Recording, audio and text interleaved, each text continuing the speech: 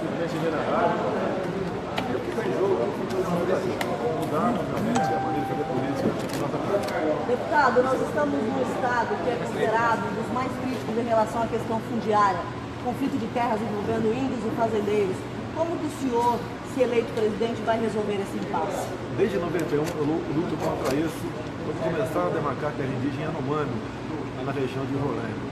E depois isso ele é o nosso irmão, ele quer ser integrado à sociedade, ele quer aquilo que você e eu, que nós queremos. E não pode o governo federal, através de seus órgãos, especial FUNAI e ONGs, né, por fora, estimular o conflito entre produtores e índios. Mas estimulando de forma, atrasando os processos, porque a gente sabe que aqui no Mato Grosso do Sul existem áreas aqui que já foram declaradas de origem indígena. Então eu vou te responder uma coisa. Se eu assumir, não tem 1 centímetro quadrado mais para a terra indígena.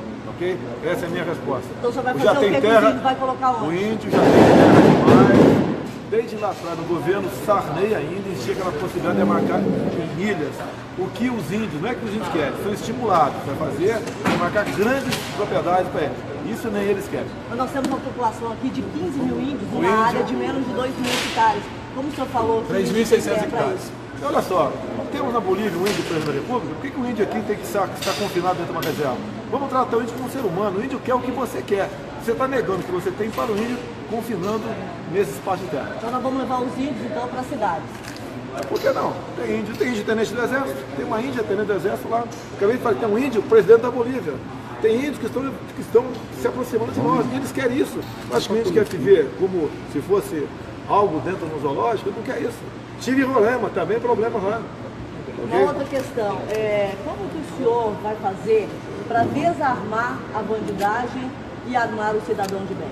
Bem, armar o cidadão de bem é a coisa mais fácil, né? Isso, eu vou, do que depender de mim, passa pelo parlamento, é nós liberarmos a posse de arma de fogo, flexibilizarmos a questão do porte. No tocante à bandidagem, se o parlamento der aos nossos policiais o que eu chamo de excludente de licitude, rapidamente eles vão depor suas armas. Ou seja, o nosso homem da segurança, em confronto, caso venha bater marginais, ele responde, mas não tem punição. Se nós fizermos isso, a Polícia Civil, Militar e outras dão conta do recado e rapidamente eu entendo que a violência cai assustadoramente. O senhor vem de um estado onde essa problemática aí parece que não tem solução. E aí?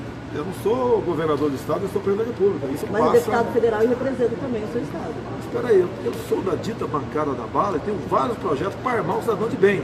O que o governo fez de FHC para cá foi armar o vagabundo. Você mesmo disse no começo, que a bandidagem está armada. E armou por quê? Até os dentes, né, deputado? Até os dentes. Lá você se assalta fila de desempregados de madrugada no Rio com fuzil, não é nem? Então chegamos nesse nível. O cidadão de bem tem que se sentir protegido ao começar dentro de casa. As nossas polícias não têm como dar segurança 24 horas. Agora, dentro de casa, eu acho que até você, tá vendo? Você é uma senhora, né?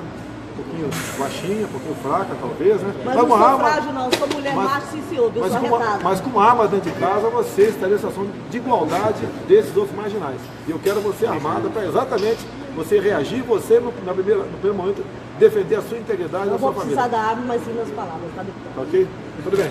O senhor é a favor ou contra a reeleição? E por quê? Reeleição de quem? Alô? A reeleição. Também, no momento, levado a reeleição no Brasil do cargo executivo. Eu não tomei posição antes a isso. Eu ia falar para você proposta de sair de reeleição. Eu acho que a reeleição atrapalha. O pessoal muitas vezes gasta do poder público, empenha a máquina em causa própria, endivida, e às vezes ele perde, o que é pior ainda, perde, e o que assume já assume que é uma dívida enorme. Então, no meu entender, não foi benéfica para o nosso país. Uma possível prisão do ex-presidente Lula, isso, de certa forma, pode ajudá-lo de alguma forma numa corrida futura presidencial? A prisão do Lula ajuda o Brasil. Não como há pouco o FHC e Alckmin falaram, que gostaria de derrotá-lo nas urnas. Bandido merece a cadeia, não votos. Essa é a minha opinião. E já como eu sou um ser humano, nós estamos pedindo cadeia para o Lula. Eu não vou pedir cadeia para ele, vou pedir cana. Deputado, isso que o senhor disse sobre a demarcação da terra indígena, serve mesmo para os quilombolas também? É a mesma coisa, estimularam o quilombola. Eu fui em Israel ver como é que funcionam os quilombuts. No que depender de mim também, os quilombolas serão quilombuts. Vão poder até vender a sua terra. Mais ainda, né, o afrodescendente é mais do que nosso irmão, é nosso sangue. A minha filha tem sangue afrodescendente, meu sogro é o Paulo Negão. Não se justifica caso alguém da família do meu sogro querer uma terra por aí. Então, aqui nós somos iguais. Pô. Qual a diferença minha para o negro? Qual a diferença do negro para mim? Nenhuma. Deputado, a questão da violência aqui em Mato Grosso do Sul é um pouco crítica por ser uma rota de tráfico próximo das fronteiras. O senhor tem algum plano em relação a essa realidade local, já aí pré-estabelecido? Olha, eu vi o Trump agora fazendo uma análise do seu 1 ano de mandato. Né? E ele se referindo à polícia de fronteira, aqui parece que tem também, né? Aquela é nacional. Ele diz que ela venceu a guerra contra isso lá com a fronteira com o México e a sua polícia era mais forte do que o inimigo. Se nós tivermos uma polícia mais forte que o inimigo, não só armamento, equipamento, meios para trabalhar, bem como uma retaguarda jurídica, que é muito mais importante, eu acho que a gente tem como vencer essa guerra. Nós temos 17 mil quilômetros de fronteira, não é fácil tratar disso tudo. Nós não conseguimos no Rio de Janeiro tomar conta de 40 quilômetros da Avenida Brasil e Dutra, onde por dia acontece em média 27 roubos de caminhão de carga. Agora, a bandidagem cresceu. Aqui o pessoal só pensa em direitos humanos para marginais, política de desencarceramento, uma coisa absurda chamada audiência de custódia, 60% aproximadamente, quando são presos, no dia seguinte estão na rua. O policial às vezes sai depois do marginal, numa audiência de custódia, mas não está lá fora tomando uma cerveja, comemorando a sua liberdade. Da fronteira ainda nós temos o CISFRON, que é um modelo aí do Exército, e a gente percebe que foram gastos já milhões e bilhões, e o dinheiro público, o dinheiro do povo está indo para o ralo. E o que a gente vê é que essas ações, elas simplesmente, elas não estão tendo o efeito devido. O senhor, como, quem sabe, presidente do Brasil, o que o senhor vai fazer em relação ao CISFRON? A questão do CISFRON, em parte você tem razão, que vai aprovado, você não conclui. É a mesma coisa você começar a fazer uma casa e parar no meio do caminho, o dinheiro jogado fora. O CISFRON é muito importante, ajuda no combate, né? Acaba a inteligência, basicamente. Mas a partir do momento, quando há qualquer contingenciamento, o governo primeiro mira com as Forças Armadas, é difícil. Mas no mínimo o orçamento da defesa, né, tem que ser, não pode ser de forma alguma contingencial. Vamos para a coletiva aí, galera? Ó, deputado, passa ali, ó, passa aqui, ó. Tá doendo? Ele tá indo na coletiva, cara. Espera só um pouquinho. Tira a foto só aqui. Pode tirar a foto. Opa!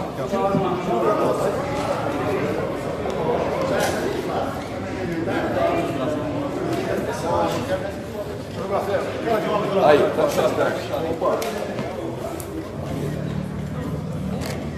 aí.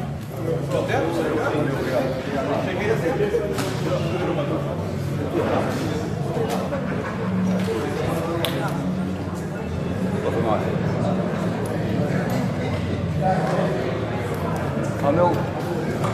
Moça, tem um microfone no chão. Você viu que eu falei para ele?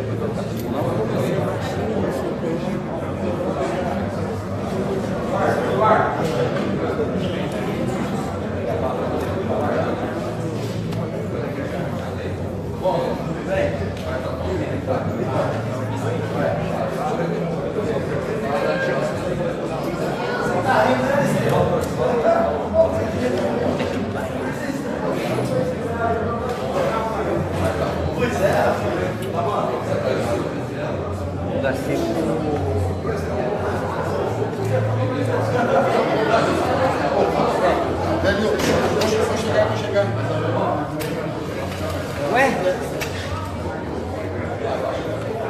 Caralho, acabou tudo isso. Locação de zoom.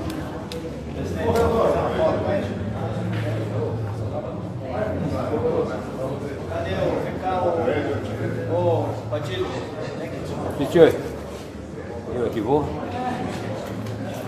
Oh, glória a Deus. Perdoa eu, Senhor.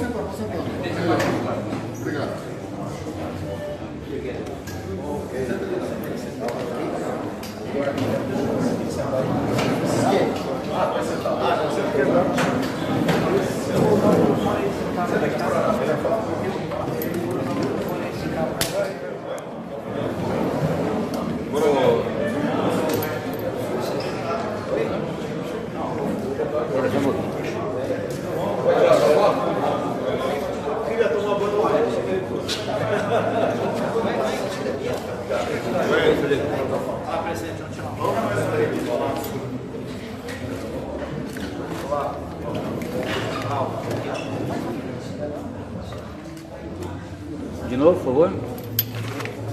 Mais uma.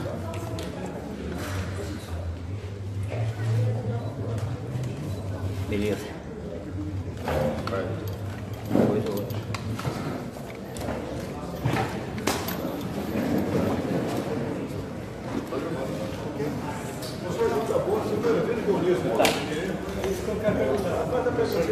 A respeito dos apoios políticos, o senhor falou que o senador Eunício teve entrevista dizendo que não vai apoiar. O senhor falou que não pediu e não quer. Não tem esse padrão desse jeito. Porque não tem que defender o nosso candidato a presidente.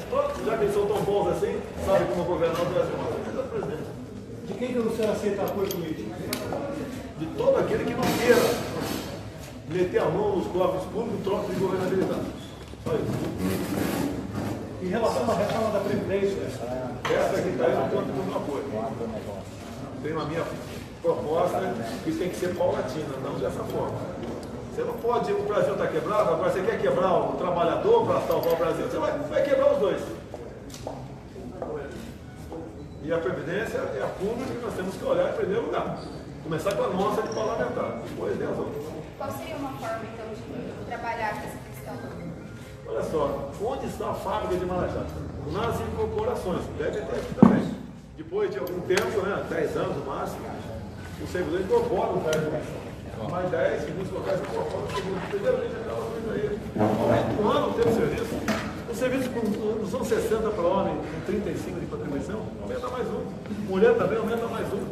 Vamos paulatinamente, não queira dar esse freio de arrumação que não vai dar certo. E outra coisa, é até imprudente da minha parte falar em reforma da Previdência, porque todo dia, toda hora muda, deve mudar de onde está hoje. Eu posso falar uma coisa aqui que não diga mais com a realidade. como é que o senhor vê o auxílio moradia, não só para os membros do Judiciário, mas também do Parlamento, que tem a sua própria residência em Brasília? Não, vamos lá. Em ato da mesa, auxílio moradia para nós, parlamentares, tem 3 condições. Você mora numa casa, no apartamento da Câmara, de 200 e poucos metros quadrados, muito com hidromassagem, segurança de graça, da Polícia Militar, inclusive, não paga condomínio, não paga nada. A segunda hipótese, você pode morar em hotel, ou alugar um imóvel, até R$6.000 por mês, você apresenta o recibo e é ressarcido. E a última hipótese é minha. Eu tenho um pequeno apartamento de 70 metros, e eu então não preciso apresentar recibo de nada e é descontado 27.000% do imposto de renda. E com esse dinheiro eu movimento ali, pago meu IPTU, pago minha CEP, pago tudo lá com esse dinheiro. Eu sou o mais barato em Brasília, a minha situação. Do Judiciário. Olha só, realmente, se você mora no local, aí é outra história, se você mora, tem uma casa, aí realmente você bota no mínimo uma interrogação no tocante a isso. Eu tenho 2 residências, no Rio e Brasília. Como deputado, se fosse aqui de Mato Grosso do Sul, aqui em Brasília, eu tenho 2 residências. Por isso que eu tenho auxílio moradia. Se quiser acabar para todo mundo, para mim não tem problema não. É aquela história, todo mundo tem ou ninguém tem. Agora, é injustiça, logicamente, você pensar nos servidores, especial os militares das Forças Armadas, que rodam o Brasil todo e não tem auxílio moradia.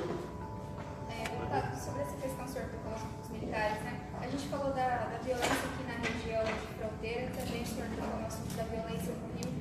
O senhor acredita que colocar o exército nas ruas seria uma saída para combater a violência? Existe a tal GLO, garantida da lei da ordem. O que o policial precisa, civil, militar, PRF, PF, chama-se retaguarda jurídica. Eu vejo no Rio de Janeiro, meus irmãos policiais militares lá, entra em confronto, se não atira, morre, se atira, vai para a cadeia. O que é esse prudente de ilicitude? Em operação, atirou, se o cara lá resolveu morrer, o policial responde, mas não tem punição. Se você aprovar isso, diminui drasticamente o número de mortes de inocentes no Rio. Quando tocante a mortes marginais, quanto mais morrer, melhor. O senhor falou em reforma da Previdência paulatina. Como seria esse tipo de reforma da Previdência de forma paulatina? Olha, o governo, no primeiro momento, quis uma nova Previdência, às vistas deles, que seria ideal. Pode ser ideal até para quem está entrando agora no serviço público, começar a trabalhar agora. Quem já está, não. no primeiro momento nem tinham transição nenhuma. Então essa reforma paulatina, o próprio nome diz, é aos poucos. E você pode criar uma previdência nova a partir de agora para garantir que porventura chegar ao mercado de trabalho. Fora isso, você apenas, tá, além de não aprovar nada, dá munição para a esquerdalha, a petralhada aí, usar isso e crescer por ocasião das eleições. Em relação aos produtores rurais, qual que é a mensagem que o senhor traz aqui na casa dele? Primeiro, agradecer a chuva aí, tá certo? Sem ela, não somos nada, né? Produtores rurais, problemas que você tem. Primeiro, você tem que ter um presidente da República que não atrapalhe quem queira produzir. Começa por aí. Vocês há pouco levaram aí chega para lá na questão do fundo rural. Ainda está meio no ar o negócio lá. Mas, a princípio, está caminhando, você tem que pagar uma dívida de torno de 20 bilhões de reais. Tá? Bem, modificando o entendimento lá atrás. Depois, vocês estão para começar a pagar ICMS na exportação de commodities. O processo está bastante avançado lá no Senado. O governo, por exemplo, podia barrar isso daí. Afinal de contas, o que está dando certo aqui não é justo o governo querer cobrar mais impostos ainda.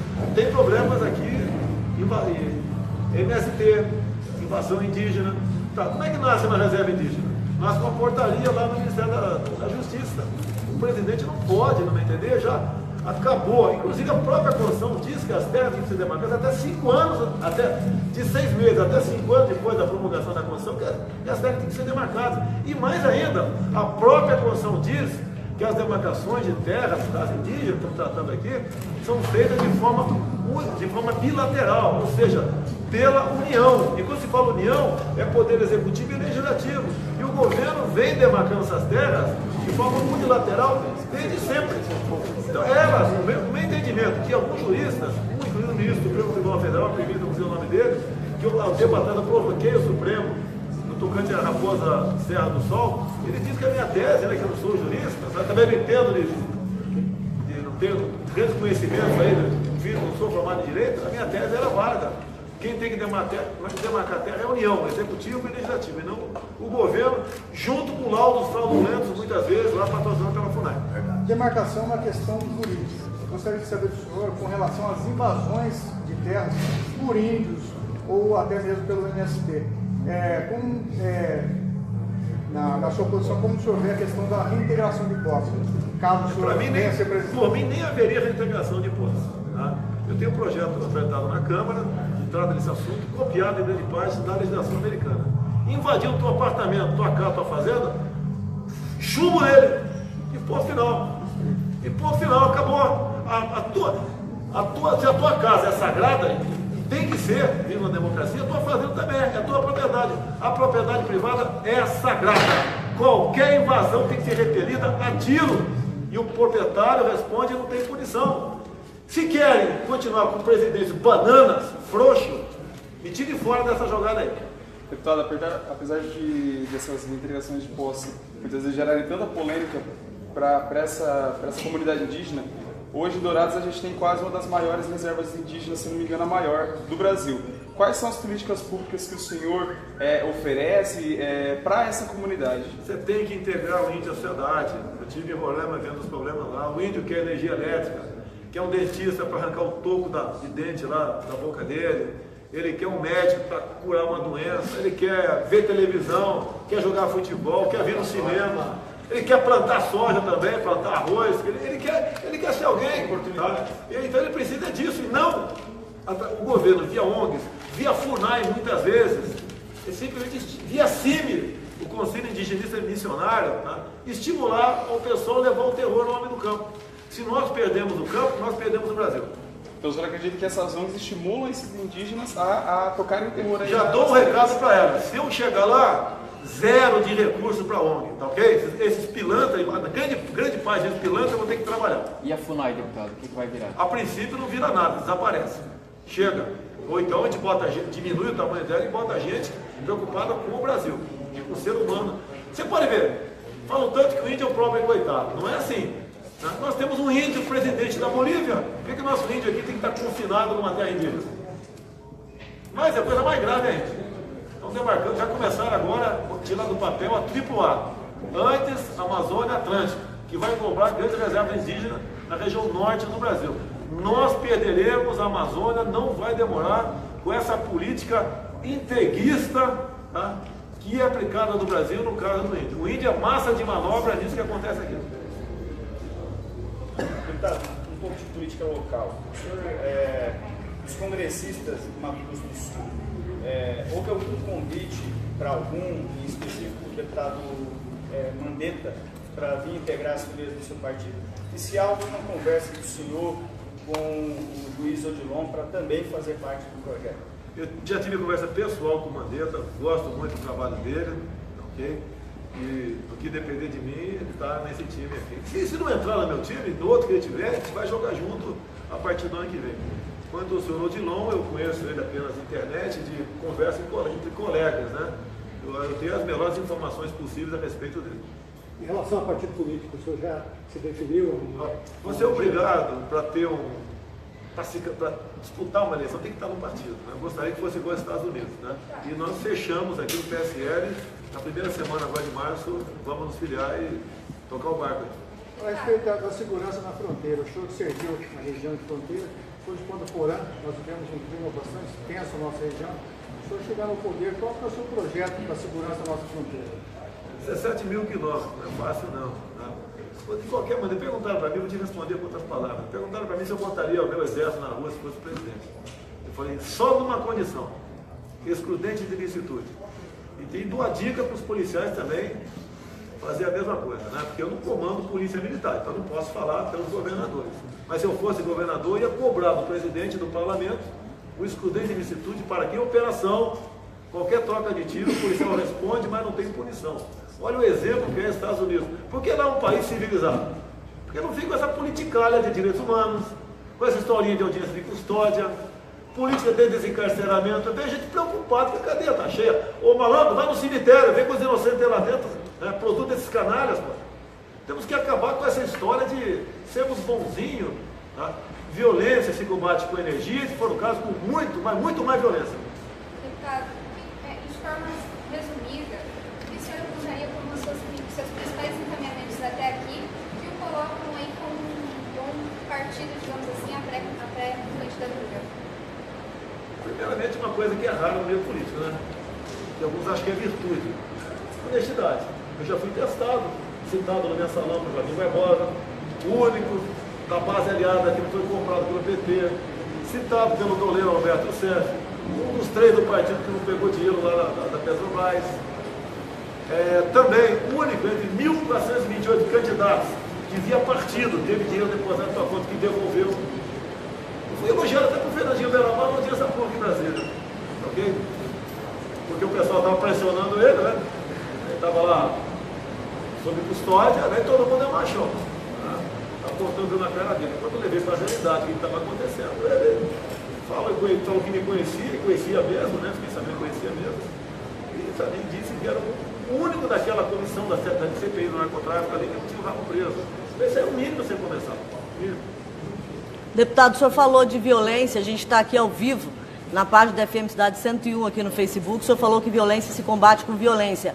Agora, até agora a gente ainda não tocou num assunto que pode ser aí o pilar para a resolução, a solução dos problemas do Brasil, que se chama educação. O que o senhor tem a dizer em relação ao que o Bolsonaro, caso seja presidente do nosso Brasil, vai fazer em relação à educação? Eu acho que a palavra certa, me desculpa, né, não é educação, né? É conhecimento. Educação somos nós pais e mães que damos em casa. Com o tempo... A educação vem do conhecimento e vice-versa. Com o tempo, retirou-se a autoridade do professor em sala de aula. Lá fala pelo Rio. Professora está muito mais preocupada em não apanhar do que em dar aula.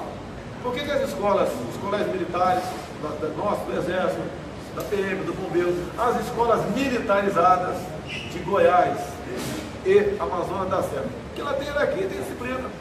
O moleque entra na sala de aula, não tem telefone, não tem piercing, não tem brincadeira, não tem maconhinha lá no fundo do banheiro, não tem ideologia de gênero, essa patifaria que estão fazendo nas escolas agora, e o moleque vai lá para aprender. E os exemplos estão aí. O último colégio militar criado pelo Exército foi em Belém, tem 3 anos aí, está indo para 3 anos. Só em criar um colégio militar pequeno já melhorou muito a questão da educação, pegando a tua linha aí, naquela região, porque muito pai de garoto, né, estimulou o filho a fazer cursinho para prestar concurso para ir estudar na colégio militar. Tem que ser assim, sem hierarquia, sem disciplina, ninguém aprende nada, vira uma bagunça que tem. Hoje em dia, nas provas do PISA, o moleque da 9ª série, 15 anos de idade, não sabe sequer a tabuada. Vai ser eleitor do PT, né? Bolsa Família, título de eleitor. Por falar nisso, deputado, os programas de transferência de renda, Bolsa Família, se o senhor for eleito, vai acabar ou vai mudar eles, adaptar de alguma forma? São seres humanos, você não pode simplesmente falar, o ideal é não ter, o ideal, eles poderiam estar sustentando, né?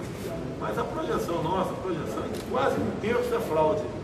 O outro 1/3, se tiver como inserir no mercado de trabalho, sai de lá. No 1/3 final, vai ter que dar aquela pequena quantia de dinheiro todo mês, senão ele vai morrer de fome também. Mas pensa em comprar alguma contrapartida desse cidadão, um curso de qualificação, alguma coisa nesse sentido?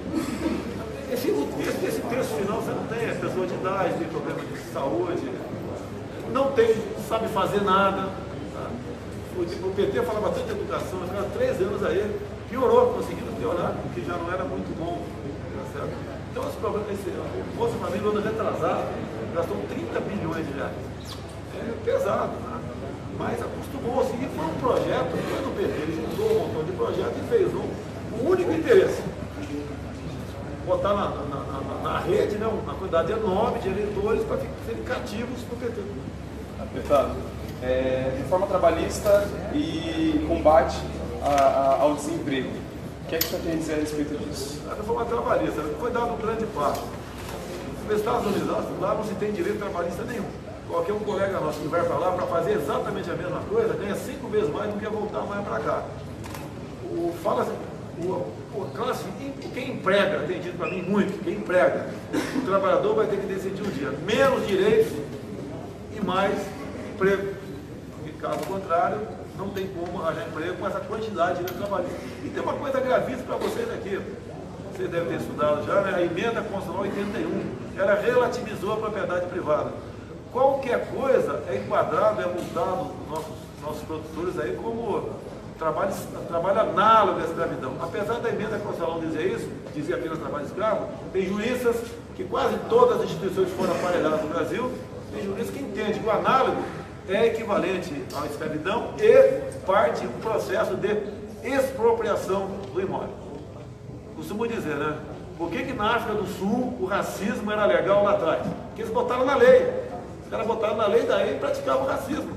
Por que a propriedade privada aqui, mais cedo ou mais tarde, vai deixar de existir? Porque botaram na Constituição. O pessoal não abre os olhos para isso, quando vê, está na lei. Pensamento de campanha, deputado. Como é que vai ser tocada a sua campanha, que eu já vi numa entrevista com o Cabinho, o senhor falou que vai tocar a sua campanha da maneira mais honesta possível. Como é que vai ser? O é honesto não é. Ou tem um cabra baixo, outro não é, tá certo? Então, olha só, eu não tenho obsessão. Eu tenho o que os outros não têm, eu tenho o povo comigo, e tenho Deus no comando. Ponto final. Se for vontade dele, eu chego. Hoje em dia, eu acho que chego. Se o voto impresso, que é uma lei minha, for realmente aplicada esse ano, é para o primeiro turno. Deputado, mudando de assunto, o que o senhor acha de igreja pagar imposto?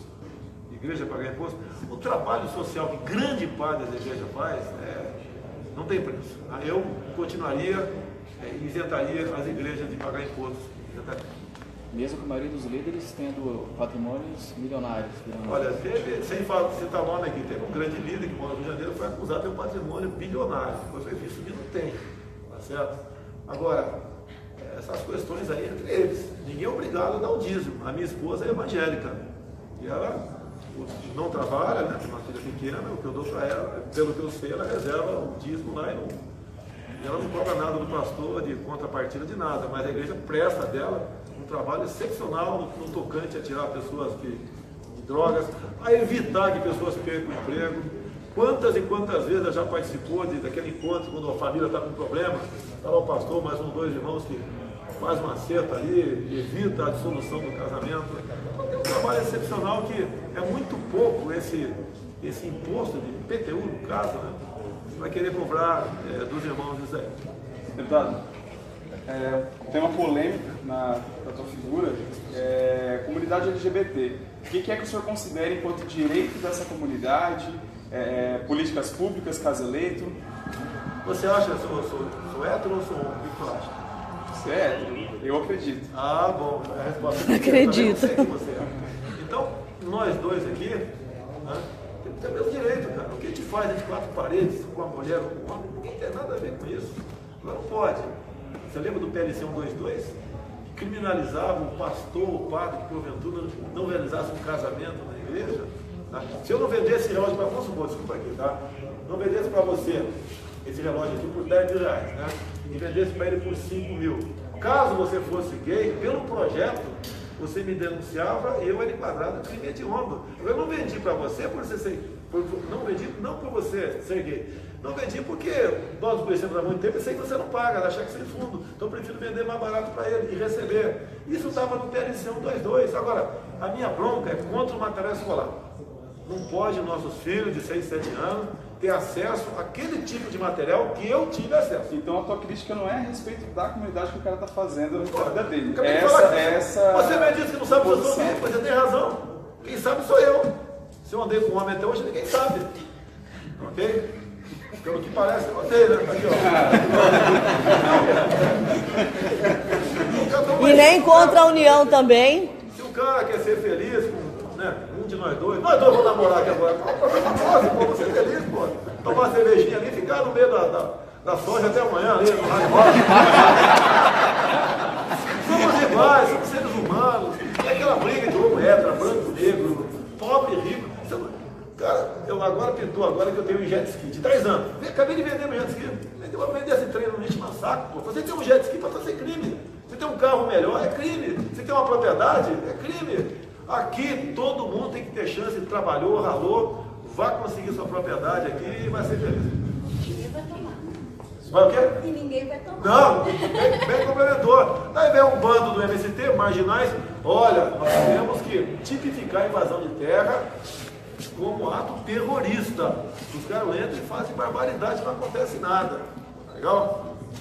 Deputado, várias pessoas, lideranças opositoras, principalmente o Ciro Gomes, falou que o senhor não recebeu propina doação da JBS porque devolveu da conta da pessoa física, mas que o senhor pegou via partido. O que o senhor tem a dizer sobre isso? Não, você falou a verdade. O partido devolveu. Olha só, eu falei que 1.428 candidatos receberam.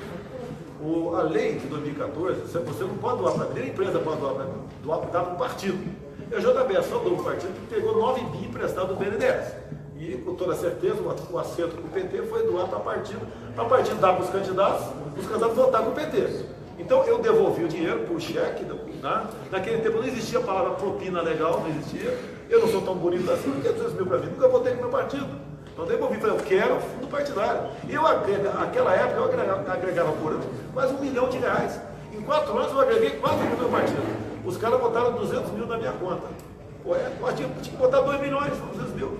Então, Ciro Gomes, você não entende de legislação eleitoral, esse cara fala que entende de economia, eu estou com um processo sem maneira, porque ele falou que eu lavei dinheiro. O que é lavar dinheiro, pode? Lamentavelmente eu não vou aqui agredir o Ciro Gomes, porque o próprio entendimento dele que eu levei dinheiro já está justificado que esse pobre cidadão aí tem que voltar ao ensino primário e começar a fazer ter aula de matemática ou de economia para poder falar adequadamente as coisas. Ele não pode errar, falar essa barbaridade que ele falou, eu lavando dinheiro.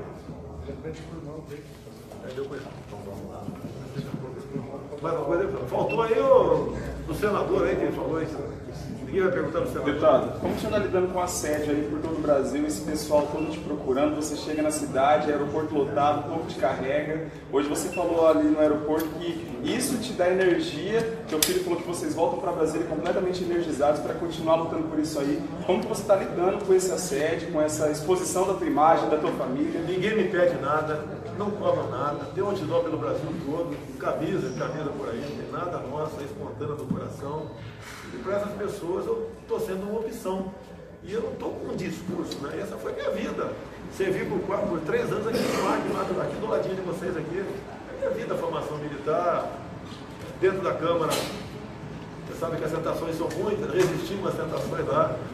Porque esse assédio, não é assédio, né? Esse carinho, logicamente, que dá força para a gente continuar nessa batida aqui. Deputado, aqui em Dourados, o Exército Brasileiro vai realizar uma obra de reforma e ampliação do aeroporto de 42 milhões. É algo inédito. O senhor pretende inserir o Exército Brasileiro em mais ações como essa?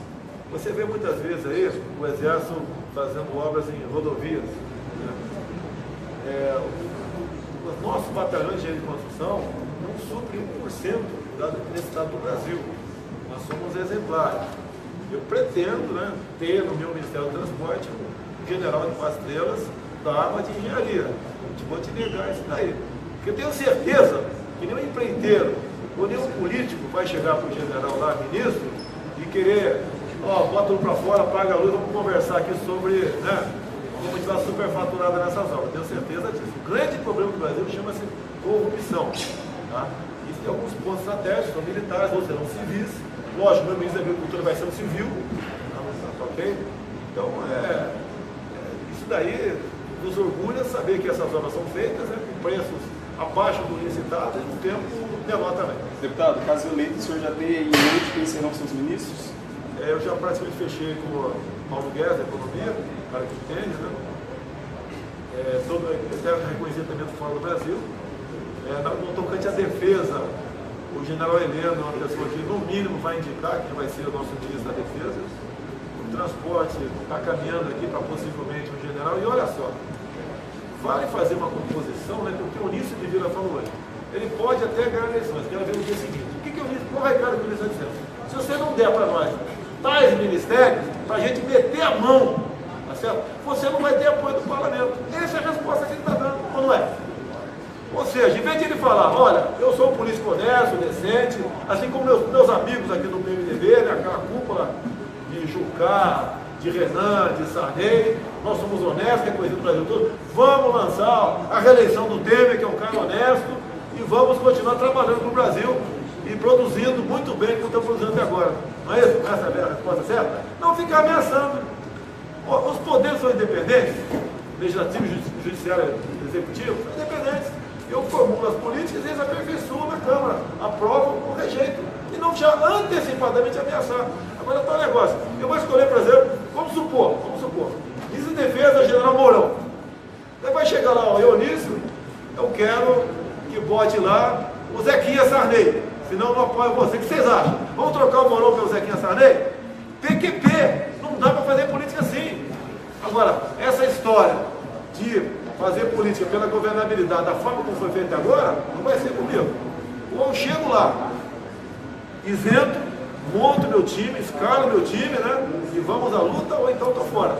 Caso o senhor seja eleito, o senhor acredita que conseguirá governar sem esses partidos, sem o apoio desses parlamentares, desses partidos? Eu vou governar com o povo. É o que nós precisamos. É a vontade popular, poxa. O que acontece? Eu sou o único verdadeiro candidato, ou pré-candidato, sou eu, o único. Os outros estão se articulando, procurando partidos, se compondo, se encontrando, fazendo conchavo. Não vão escolher seu ministério, não escolhem o ministério até começar as eleições. Eu não vou escolher porque, acabando a eleição, dá uma banana para o povo e vai lá para o fim do mundo, lá no Jaburu, ratear, lotear Banco do Brasil, Caixa Econômica, Banco do Nordeste, BNDES, ministérios, e o Brasil, são eles que são o Brasil. E na verdade vocês é que são o Brasil. Deputado Eduardo, possivelmente venha Senado de São Paulo? O meu neném aqui não tem 35 anos ainda, então está fora de combate. Vai para a reeleição aí. As Forças Armadas terão um reaparelhamento no seu governo, vista que foram sucateadas durante esse período da esquerda? As Forças Armadas, né, nós somos o último obstáculo para o socialismo. Se não fosse o Exército, não teria impeachment.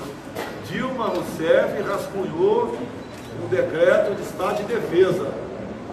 As informações que nós tivemos acesso, tudo que é verdade, o comandante do Exército da época falou que não aceitaria o estado de defesa. Agora, para você mandar o decreto para a Câmara do Estado de Defesa, tem que ter um ato terrorista.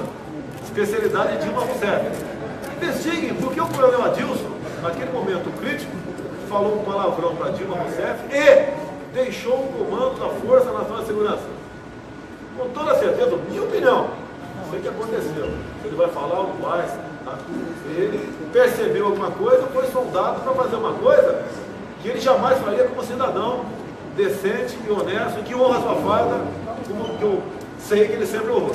Deputado, a gente viu que essa semana a Globo e o G1 publicou algumas matérias a respeito da imigração de venezuelanos para o Brasil. Em Boa Vista já é 40% da população. Como que é que o senhor olha para isso, enxerga essa questão da imigração desses países, principalmente ali, né, Cuba, Venezuela, tudo entrando no Brasil? A Globo está atrasada. Há um ano e meio eu fui lá, fiz matéria no meu Facebook, botei no WhatsApp, discursei na Câmara sobre esse problema. No Brasil, parece que ninguém tem capacidade de antecipar os problemas, tem que acontecer para ver, né? Para ver como é que fica. Roraima realmente, não é apenas Roraima. Aquela cidade de Roraima, Pacaraima, está pior do que Boa Vista, porque lá é a rota. Há um ano e meio, agora está pior ainda. Prostituição, 24 horas por dia, menor de idade, senhora até 50 anos da prostituição, por necessidade. Todos os hospitais, né, pequenos lá, posição de lotados, todas as escolas abarrotadas também de venezuelanos, ginásios, serviços de acomodação para eles. Procurei, logo que cheguei, eles ajudam da saúde, não tive sucesso. Lá você tem que, no mínimo, ter o apoio federal para um campo de refugiados e buscar uma maneira de fazer uma triagem com a sua Polícia Federal quem está entrando no Brasil. O que é pior? Pior do que isso até. O Brasil tem uma nova lei de imigração, coisa mais linda. Entra quem quiser aqui. Na tua casa entra quem você quiser. No Brasil entra qualquer um. Se um de vocês quiser pegar um navio, trazer 10 mil de qualquer lugar do mundo e botar no Porto do Santos, não tem problema nenhum. Alguns saem até aposentados. Tem direito, inclusive, a ensino nível superior. Tem mais direito do que vocês. Esse é um país aqui, que de vez em quando eu perco a cabeça, né? Não vou perder aqui agora, porque dá vontade de falar algo que não soaria bem, mas é um país aqui que, pelo amor de Deus, parece que aqui falta. Aqui não tem patriotismo. Aqui ninguém pensa no Brasil. Né? É uma classe de política que eu chamo de classe de banana, sabe por quê? Estamos até importando banana do Equador. Então o Brasil está numa situação que daqui a pouco a Angela Merkel, que tem problema na Alemanha, pode pegar 200, 300 mil refugiados que estão lá na região da Baviera e mandar para cá. E nós vamos ter que aceitar. E se você reclamar, você vai preso ainda. Porque você está ferindo uma lei cuja autoria é do nosso querido senador Luiz Nunes Ferreira, motorista do Marighella. O senhor já definiu ou está em conversa avançada com o candidato a vice, ou se ainda não, quem o senhor gostaria que fosse? Poderia ser uma mulher? O senhor acha que a presença feminina ajuda? Eu não posso pensar em voto, cara. Eu não posso pensar em voto. Vai botar um cara de acordo com o gênero, cor de pele, região do Brasil. Tem que botar um cara do meu lado, que vai ajudar o Brasil. Não, faltando outro super aqui. Perguntar se o ministério vai ter mulher. Tenho certeza que não vai ter mulher na defesa, porque lá eu vou dar para as estrelas, e não tem nenhuma mulher para as estrelas. O resto pode ser até tudo mulher, tudo afrodescendente, tudo gay, não tem problema nenhum. Tem que dar conta do recado. Já vi que apareceu os candidatos subindo aqui. Salve aí, pessoal. Salve aí. Beleza. Quem quer ser ministro aqui na cota? Gente.